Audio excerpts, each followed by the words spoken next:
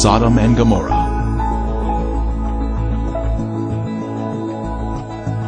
You may order a copy of this program through ArkDiscovery.com. See ArkDiscovery.com to become a direct seller of this DVD.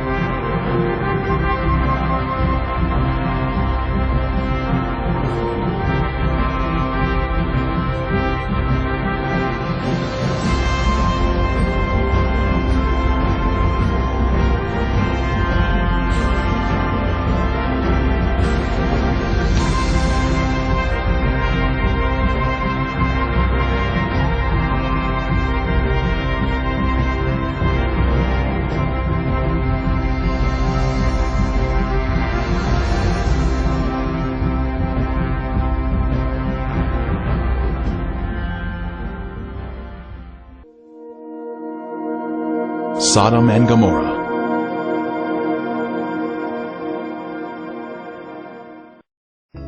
When the morning dawned, the angels urged Lot to hurry, saying, "Arise, take your wife and your 2 daughters, who are here, lest you be consumed in the punishment of the city." Lot, his wife and daughters, all fled from the terrible destruction of Sodom. Likewise as it was also in the days of Lot, they ate, they drank, they bought, they sold, they planted, they built. But on the day that Lot went out of Sodom, it rained fire and brimstone from heaven, and destroyed them all. Wicked men were punished by the Lord in a divine judgment of fire. The intense heat consumed the wicked cities and their inhabitants.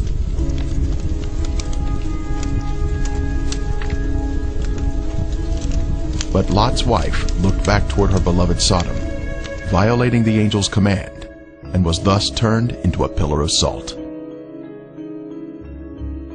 Turning the cities of Sodom and Gomorrah into ashes, condemned them to destruction, making them an example of those who afterward would live ungodly. This is a visible example that is mentioned here. The Bible tells us the cities were in the plain of Jordan, which is the area surrounding the Dead Sea, and it was once a beautiful, lush area. At 1,300 feet below sea level, this is the lowest place on earth, a very hot and desolate region that was cursed by God because of the sins of the people. Sodom had pride, fullness of food, and abundance of idleness. Neither did she strengthen the hand of the poor and needy. And they were haughty and committed abominations before me.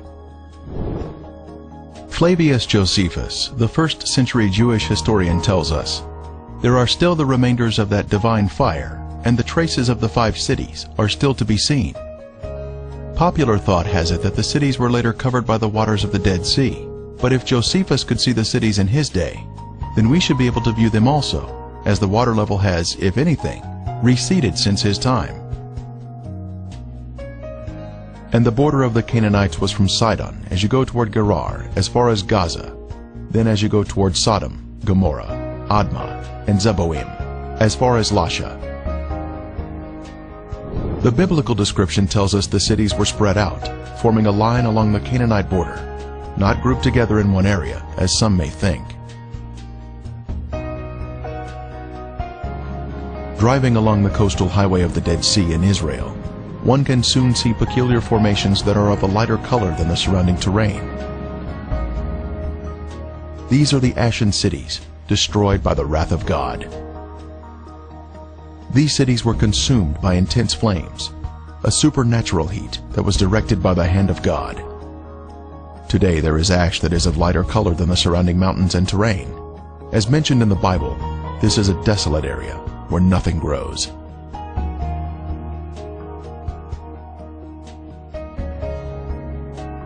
Inspecting the formations closely, one can see structures containing man-made elements, such as 90-degree angles. Even though the buildings were consumed by the fire, the remaining ash in these cities is comprised of a heavier material due to the inclusion of brimstone or sulfur, and still retains some of the original shapes of man-made structures. This stunning structure stands out as a singular formation with 4 sides, surrounded by a deep moat.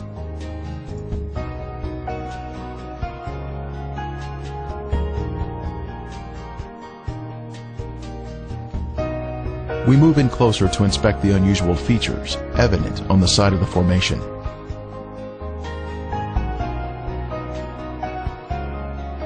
On the side of the structure, this swirling pattern is different from any type of sedimentary rock or soil that would normally contain horizontal, even layers.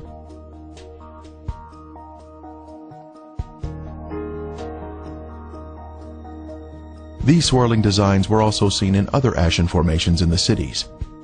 This is evidence of extreme heat, up to 6,000 degrees Fahrenheit, where thermal ionization occurs, when the electrons repel and attract, forming these unusual swirling designs.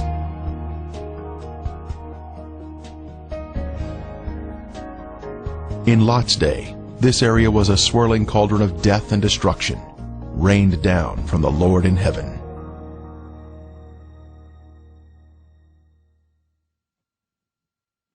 Strange anomalies can be seen here, such as these fragile layers of material which disintegrate when touched. The limestone buildings in the cities of Sodom and Gomorrah were totally transformed into ash by the consuming fire of the Lord. Evidence of this destruction is revealed in the white gypsum anomalies in the area, including unusual shapes of chalk-like material, which is not found in other parts of the country.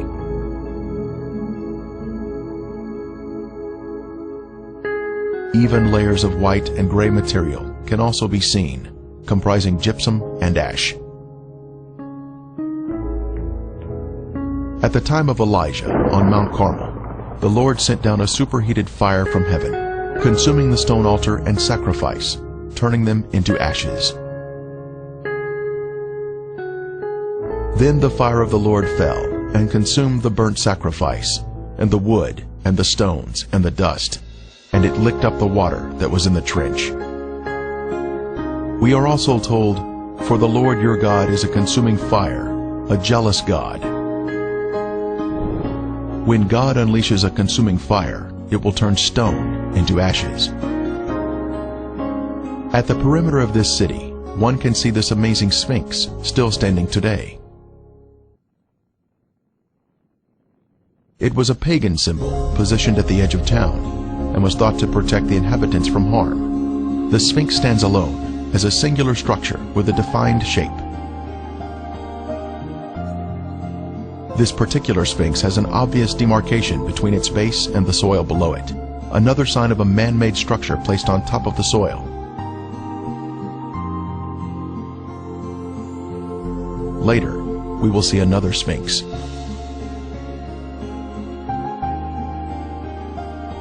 From a higher level, a large section of gypsum has fallen down here. It clearly exhibits the alternating layers of white ash that is calcium sulfate, gray ash that is calcium carbonate.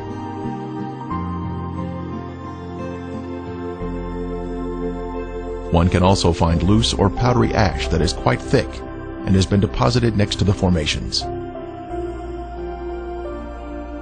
The ash is made up of calcium carbonate and calcium sulfate, which comes from the limestone buildings and the brimstone mixing together during the fire.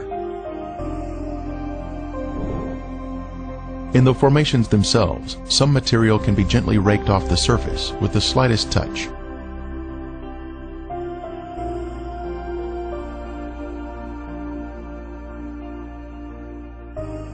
Looking down the city streets, one can notice man-made shapes which are not found in nature.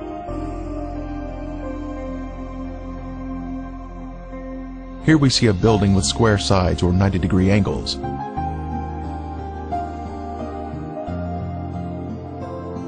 From the opposite side, we can see the same symmetrical structure and man-made angles.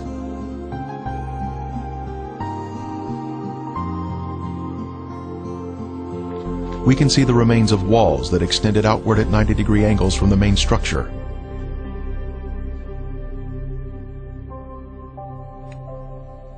Once again, further evidence of man-made construction. Here we can see square windows that are visible in the walls of the structures, which give us a view of the past. Scanning the city for signs of prior habitation, we can see in the foreground a tower of cylindrical design, positioned at the edge of the city. The remains have suffered greatly during 3,500 years of wind and rain erosion. Even still, there is the appearance here of streets and man-made structures.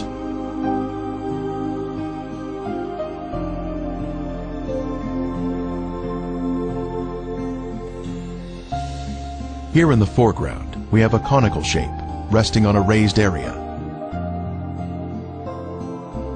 A short distance away, we see another similar shape.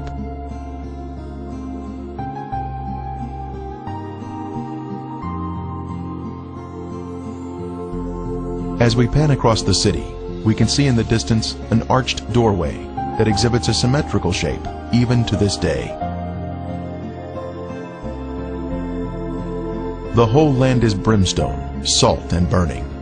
It is not sown, nor does it bear, nor does any grass grow there, like the overthrow of Sodom and Gomorrah, Admah and Zeboim, which the Lord overthrew in his anger and his wrath. More anomalies are found in the cities. In this case, we have a large hardened clump of material that we broke open, revealing layers of previously heated material, including gypsum crystals, created by the combination of limestone and sulfur. From the intense heat, various objects were melted in the cities. Here we have some material that was boiling on top, while the remainder of the substance pooled at the bottom, creating a solid base.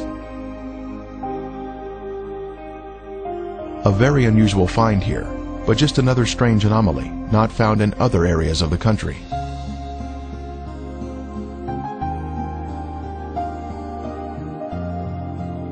Here is another example of some type of substance that was melted from the extreme heat that God rained down from above. Resting on the ground, we find an unusual layer of gypsum crystals. Underneath the crystals is a layer of white gypsum, then gray ash, all of which was created by the great conflagration of heat, which consumed these sinful cities along the Dead Sea.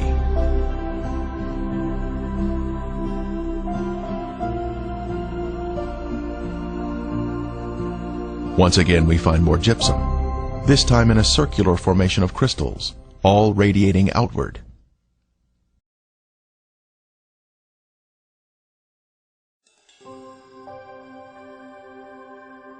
Then the Lord rained brimstone and fire on Sodom and Gomorrah, from the Lord out of the heavens.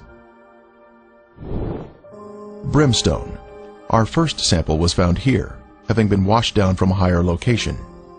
This is the heavenly marker left behind, which proves the sites to be the real Sodom and Gomorrah.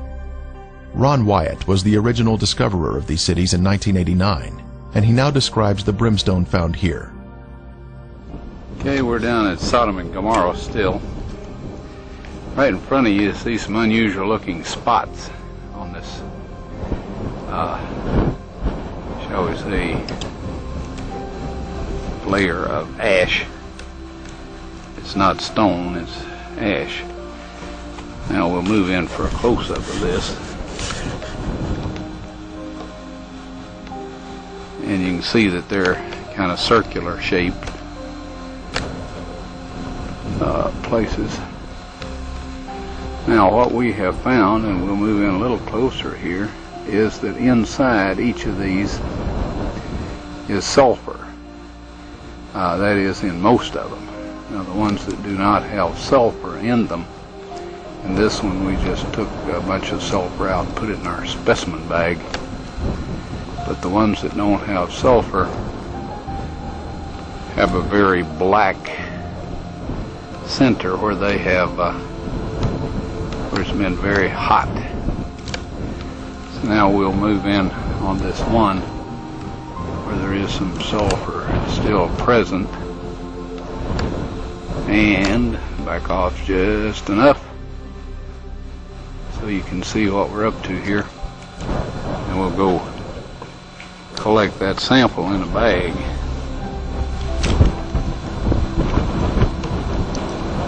Before I started using this knife, it was very, very sharp.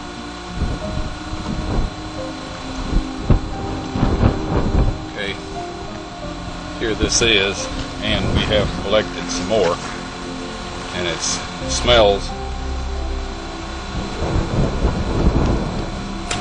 and tastes like sulfur. Now the Bible tells us that it rained fire and brimstone upon the cities of Sodom and Gomorrah. Now what you see in front of you here is the results of large and small, well, varying sized chunks of sulfur, burning sulfur that have hit. And what we find here is that God rained this burning sulfur down upon this city, and rain is a perfect description of it. It landed just in the pattern that rain would fall, and the stuff, of course, the accumulative heat of all of this upon the city set the entire thing ablaze. The flashpoint of every material there, metal, stone, of course the people, and everything burned, and this sulfur continued to burn, and it vitrified the material around it after it had burned it all up, sealed itself off from the oxygen, and then of course smothered itself out. And in each of these little crystalline capsules here is a varying size chunk of sulfur, and there are millions of these in these ashes that we have here. Now some of them we have cracked open so you can see the sulfur inside, and others we have left intact, but there are millions of these here. So this shows that God indeed rained fire and brimstone upon these cities. And if you look in your dictionary under brimstone, you'll find that it is sulfur. A piece of the brimstone from the cities was lit at night, and soon there was a beautiful blue flame produced by the burning sulfur. A very strong aroma of sulfur filled the air, and was overpowering if one directly breathed the fumes.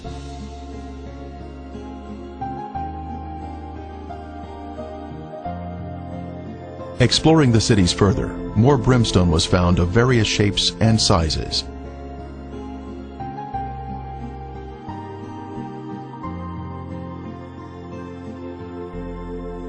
Several samples had been washed down to areas below and were added to our growing collection.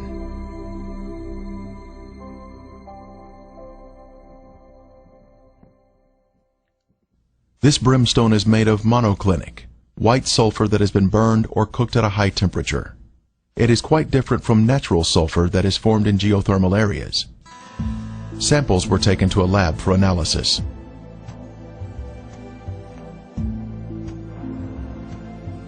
Each specimen was carefully separated and prepared for testing, with the outer portion cast aside.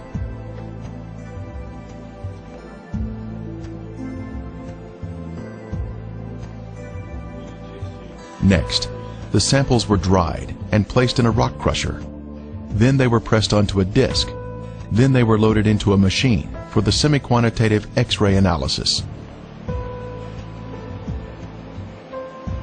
Each sample was individually transported into the testing chamber for analysis. The results proved to be quite amazing.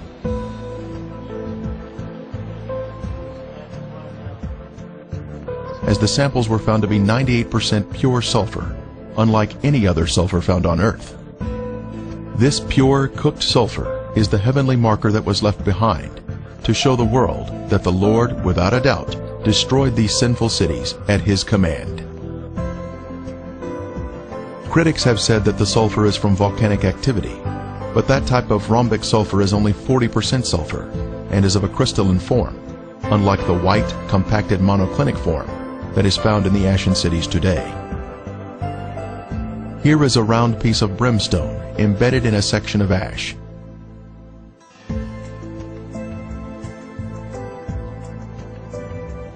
Another clump of ash contains a piece of brimstone that has a burn ring surrounding the unburned sulfur inside.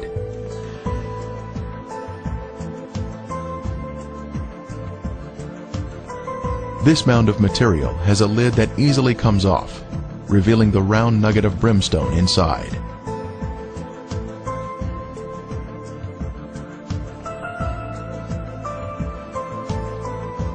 As we gaze across the southern end of the Dead Sea, we can view the El Lisan Peninsula in Jordan. Apparently the city of Gomorrah extended over to this peninsula in the days of Lot. One can find the same white formations in this area. Ashen formations are seen, including walls extending out at 90-degree angles. We can also see clumps of gypsum scattered on the ground, like this one here. Brimstone is also found in this area. Incredibly, a Byzantine-era church was constructed here, as noted on this sign, built here because the area was known for its biblical significance.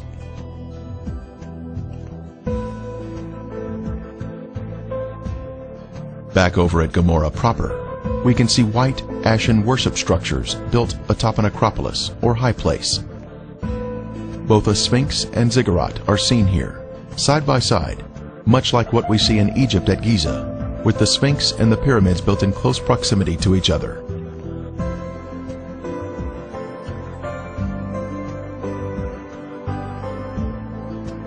While inspecting Gomorrah, other visitors arrived to view the unusual formations.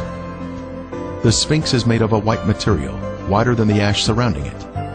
Perhaps it was built of more expensive components and dedicated to their pagan gods. The sphinx represented a god of protection, but even it was consumed in the flames. It is approximately 30 feet long and is quite impressive, both in its shape and size. Resting near it is the ziggurat, symmetrical in shape and also comprised of a special white material.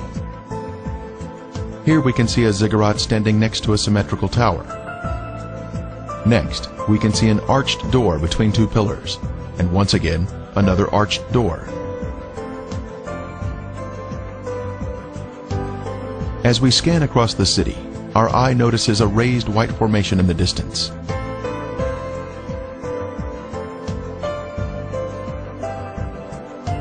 As we near the formation, we can see it is in the shape of a ziggurat. It turns out there are actually two ziggurats on this raised acropolis.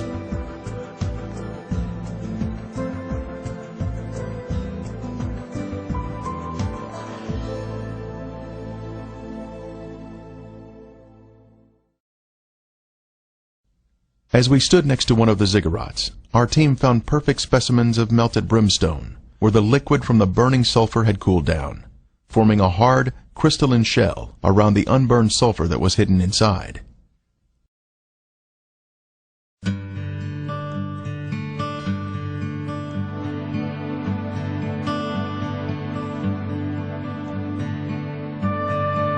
On the outside of the ziggurat, we spotted a piece of brimstone fused into the side of the formation. Using a knife, it was opened, revealing the pure brimstone inside.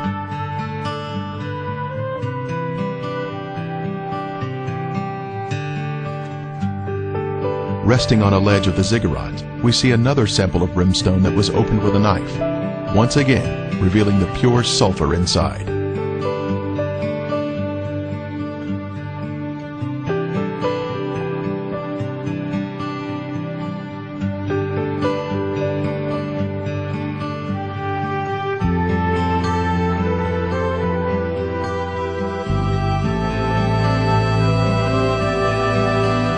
The most impressive evidence was this cremated bone fragment that was left behind from some lost soul of Gomorrah. The bone marrow inside was cooked until it had turned white. This is a moving testimony of God's power to destroy those who reject the Holy Spirit. Are we in the will of God, allowing the Holy Spirit to guide us into obedience? Or are we part of the rebellious and lost? There is a future event mentioned in Revelation, but the cowardly, unbelieving, abominable, murderers, sexually immoral, sorcerers, idolaters, and all liars shall have their part in the lake which burns with fire and brimstone, which is the second death. The day is coming, burning like an oven, and all the proud, yes, all who do wickedly, will be stubble. And the day which is coming shall burn them up. The surface of the earth will be as a lake of fire, with all unrepentant sinners being consumed by fire and brimstone, just as Sodom and Gomorrah were destroyed. Friend, there is only one way to escape the punishing flames of the second death, and that is through Jesus Christ. Won't you ask Him to take over your life today?